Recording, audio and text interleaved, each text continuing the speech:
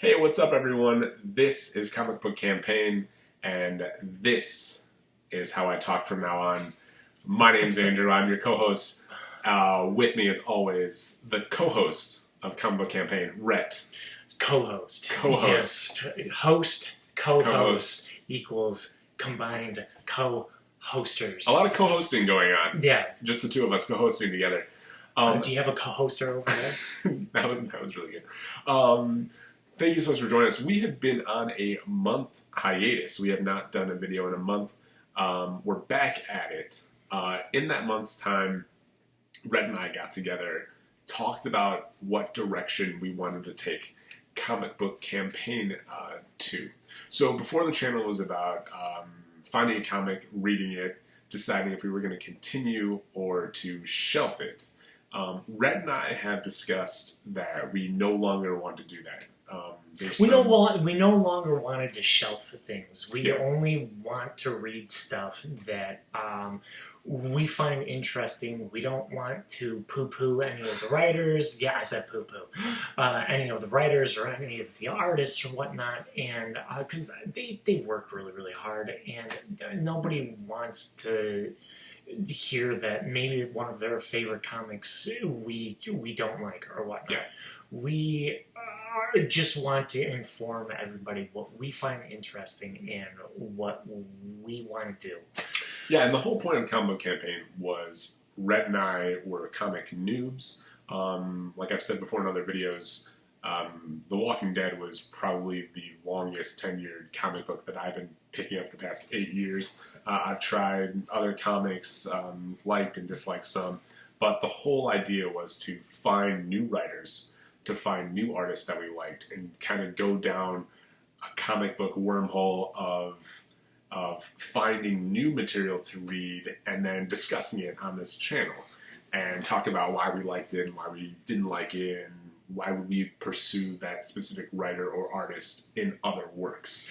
And I can tell you, within this month, there have been, you said wormholes, I say rabbit holes, and there's so many different rabbit holes that I know I personally have gone down, and I have picked out for myself some awesome writers, awesome artists, and just comics in general. So we really want to chronicle that more instead of just saying yes and no for comics, but our process and how we are finding new comics and that entire idea. So for this episode specifically for Comic Book Campaign, Rhett and I are going to be shooting some videos regarding Watchmen. So Rhett and I, we saw the trailer for BeforeWatchmen, the HBO series coming out in October of 2019. Just in case someone's watching this in 2020. Right, exactly. And Andrew just blew my mind. I mean, I am an idiot. I had no idea what HBO actually stood for. Andrew, take it away. It's home box office. It just blew. It blew Rhett's mind? Yes. I already know this because it's a joke now, because it's like, who watches HBO for like the new movie coming out on Saturday? Right. It's always just like Game of Thrones or let's watch I'm The not Wire. Kidding. Right. No. Did you say The Wire? I am not kidding. I just started season 2 of The Wire. Never seen it before. So I am, already 17 years behind? Yeah. 17 years behind. You have to watch that show. Yeah. So Rhett and I were super stoked about Before Watchmen. We saw the trailer. We're like, well, we should read Before Watchmen. So just a little bit more of a backstory. I have never read Watchmen. I have, and I mean, those that are watching that have never watched or have seen Watchmen or have read Watchmen or whatnot, it is the highest grossed graphic novel of all times. It's pretty popular. It's just a few people have watched it. I just picked up a copy. I'm planning to read it after we read all of the Before Watchmen. And I saw the movie a long time ago. I do not recall it at all. and you enjoyed the movie. Yeah, I mean, it was a little bit long. It was a little bit long in the tooth, but I mean, it's a long story. It needs its time. And Before Watchmen is the overarching story arc of all of the characters from Watchmen, but also the first actual book that you should pick up if you're reading it in order is actually not about the Watchmen, but it's about the group before the Watchmen that influenced the Watchmen, which is the Minutemen. Yeah, and that's the one Red and I read, and that's the one we're just going to talk about quickly here on this channel, this episode of Comic Book Campaign. I'm wearing a hat. It's throwing me, and is it throwing you off, or? Well, the whole flat brim. Yeah. The flat brim. You hate the hat. No, yeah. I don't hate the hat. Yeah. I mean, we've got the 3 cups to. Yeah, the Stanley recent ones. I think there's more. So if you're from Nashville, to that Tampa, Boston, yeah, and Philadelphia. Right. Those are the 3 recent ones. So if you're from Philadelphia, sorry, brotherly love. So Minutemen, great comic. Super enjoyed it. The joke I wanted to make to Rhett like 2 weeks ago when I read the first few pages of Watchmen is I literally could have read a comic of like 15 superheroes of just getting introduced in Before Watchmen. It's so entertaining. It's so well written. The way they introduce the Minuteman is amazing. It's super entertaining. So let's do like a quick intro, and so my comment makes more sense. What set up Before Watchmen? Like, what's just the overarching? What is it about? So the overarching is you have Night Owl, who is writing some people say memoir, the French memoir. And he's writing about his experience in the Minutemen and the truth behind all of the Minutemen characters. Just a couple of the story arcs. You find out that Hooded Justice and Captain Metropolis are lovers. So you're thinking gay men back in the 40s. The Minutemen, the whole point was keeping up this persona of, and what Rhett kind of said before, the memoir is what really happened, and right. And when you kind of read the Minutemen, it's like what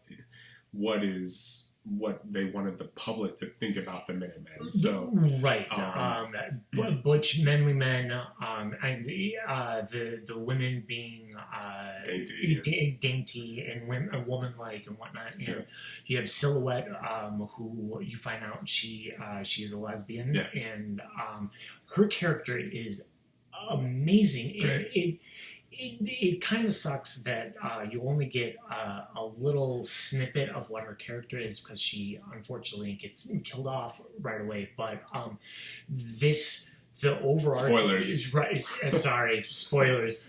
The overarching of this entire Minutemen is actually based on her revenge story. Yeah, her story has so much depth. It really hits home. It's a mature story. It's not for the lighthearted. So it is a great story. I loved her as a character. I wish. Yeah, and her vendetta is if you makes sense. Makes sense if you have a kid. It makes sense if you're a parent or whatnot. So that gives a little bit of what she's sort of all about. But so a funny part in the Minutemen, which I really enjoyed, was I mentioned this a little bit to you, is I love in any movie like Deadpool 2 where they're getting together a group of people and you see the tryouts. The tryouts of the auditions. The auditions are amazing. We're going to put up a picture of my favorite character, the dude with the bucket on his head. Yeah, in which he's a very interesting name. Is it Carl or Jeff or something? It's just Carl. Carl. It's Carl. Which we all know. I hate Carl. But anyways. Walking Dead reference about him hating Carl in like literally every episode. Yes. comic campaign. But you're right. I mean, it's sort of like The Incredibles too, which is like the guy that has Mr. Acid Reflux Man.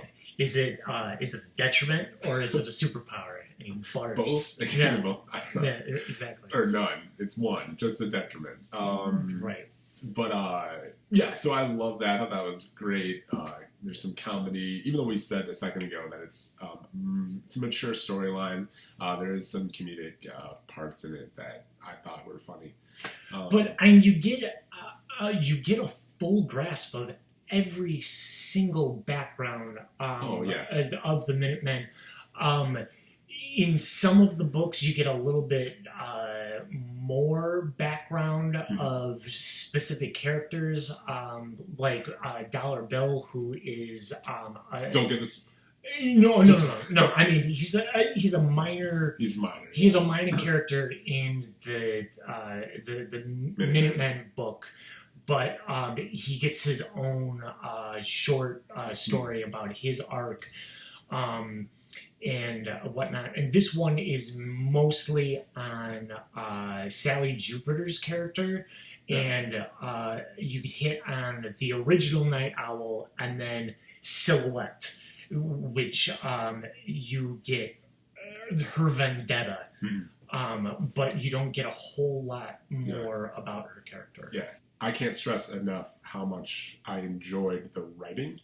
The writer is Darwin Cook, and the artist is Amanda Connor.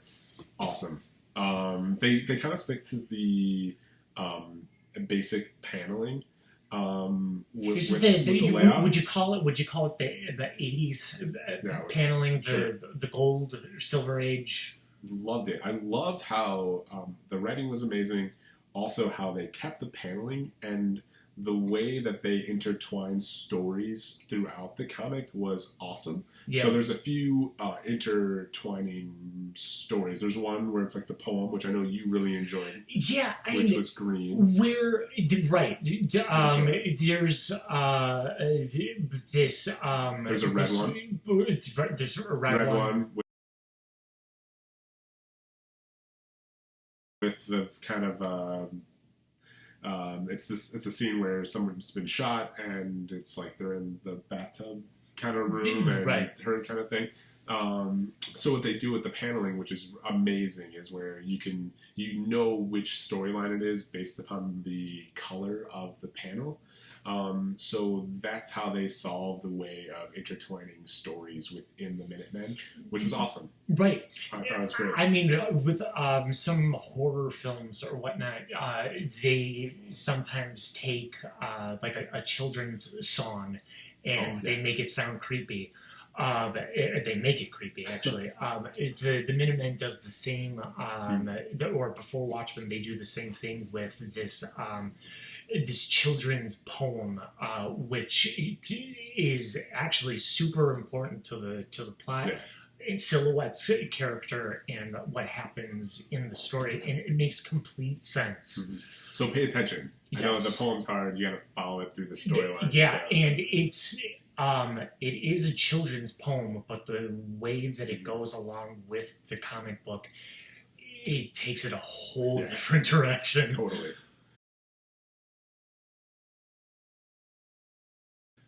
And let's do another funny part. Another funny part is when two of the Minutemen are fighting each other, Hooded Justice and the comedian. Right. And the comedian is basically... So Hooded Justice has a noose around his neck. And the comedian uses the noose in a fight against him. Right. And he makes the joke. What's the joke? Like... Who has a noose around their neck? Right, exactly. Which is true. It's totally true. Yeah. It's like the symbolism that he wants to use versus the practicality of walking around with that and trying to fight crime. Right. It's instead of the symbolism, it's the look what I can do with this noose and just rams to the ground. I think that brings the point of the comic was mature. Mature storylines, intertwined storylines, had some really good funny parts that, like, literally I laughed out loud, because of that, like the Hooded Justice part. Right. I mean, for comics that are so just dark, you do need the comedic aspect. Yeah. I think. Oh, yeah, totally. So to summarize, Rhett and I really enjoyed Minutemen. Rhett, what's your biggest take for someone who's probably going to pick up the first issue of Minutemen? Just make sure that you make it through the entire book. There is a surprise ending, and it's huge. It is a doozy. Yeah. It's really quite interesting, and it really does throw you for a loop. Okay, so good. So we both enjoyed it. I think we both really enjoyed the writing, the art style, the throwback. The comic does a great job of the writing. Does a great job of capturing the 40s. We kind of touched on it, how society was and what was going on with the war and how people spoke, and there's also a part that was super kind of sexist with the comedian and one of the other Minutemen. And Sally Jupiter. Jupiter. So the comic does a good job of taking you to that place, which was amazing. I feel like a lot of that might be forced and they don't really get the whole aspect of capturing a different decade, but the writer did a great job of doing that. Right, and I'm hoping that the whole reason that we're doing this, we're hoping that the show is going to reflect, staying on point with the story. And same thing with The Boys on Hulu. Mm-hmm. Which is out now, and both of us are enjoying it as well. In which we're thinking that we might do something like this for The Boys as well. Yeah. So we're going to continue with the. What are we reading next? Silk Spectre is the next one. With BeforeWatchmen, and now you're getting into the Watchmen characters and their specific story arcs. Yeah, so I'm looking forward to it. I've read all of them. I have not. I've done my homework. I'm all good. I'm on time with my homework. I need to read Silk Spectre next. That's what it's called, right? Yes, it's called Silk Spectre. Silk Spectre. We are not going to go on a month hiatus ever again. 2 months. It's 2 months next time. Yes, maybe like a week. We'll try to do every other week. Or every week. I don't know. We'll see. Yeah, and we want our videos to be a little bit shorter. Yeah, so we're going to end it here. But thank you so much for joining us. As always, you can follow us on Instagram.